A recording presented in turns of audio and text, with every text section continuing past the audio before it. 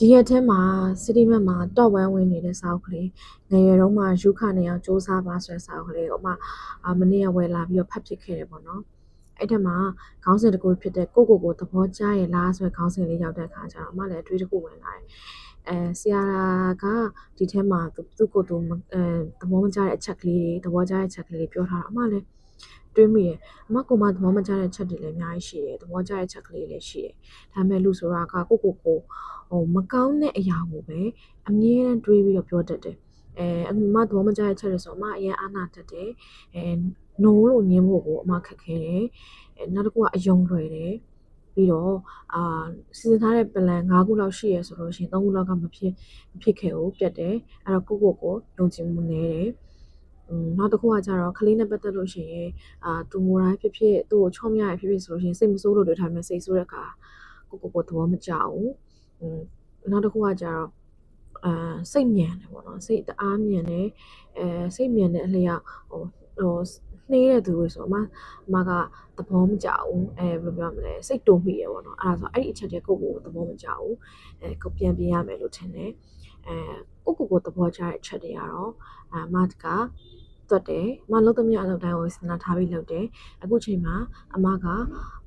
ဘေးစီပဲပွဲယူထားတယ်ဒါပေမဲ့အမထမင်းရောင်းနေတယ်ဒါပေမဲ့အဲ့ဒီရောင်းနေတဲ့လုပ်ငန်းလေးကိုအမကချစ်တယ်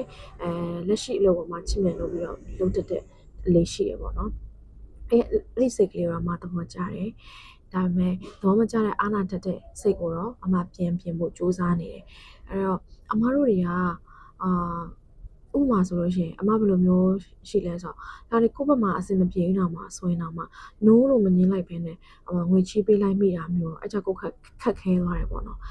အဲ့လိုတွေဖြစ်တိုင်းကိုသဘောမကျဘူးအဲ့လိုအချက်တွေကိုပြင်နိုင်ဖို့အတွက်စူးစမ်းနေတယ်အဲ့တော့အမတို့တွေကတနေ့ထက်တနေ့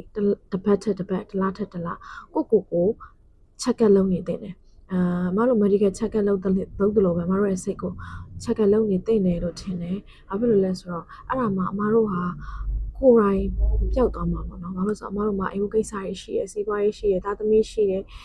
နောက်ထပ်မိဘအရေးဆိုတာလည်းရှိရယ်ပေါ့နော်။အဲ့ဒီလိုအရေးတွေအများကြီးရှိရတဲ့အတွက်ကြောင့်မို့လို့ကိုပျောက်ဆုံးနေတတ်တယ်။ဘာလို့လဲဆိုတော့အမတို့အခုအသက်30အရွယ်ရောက်လာတဲ့အခါကျတော့အမတို့မှာသားသမီးလေးရှိတယ်ပြီးတော့မိဘတွေကျမရေးရှိတဲ့ဒါအဲ့လိုမျိုးပေါ့အဲ့လိုရှိတဲ့အတွက်ကြောင့်မို့လို့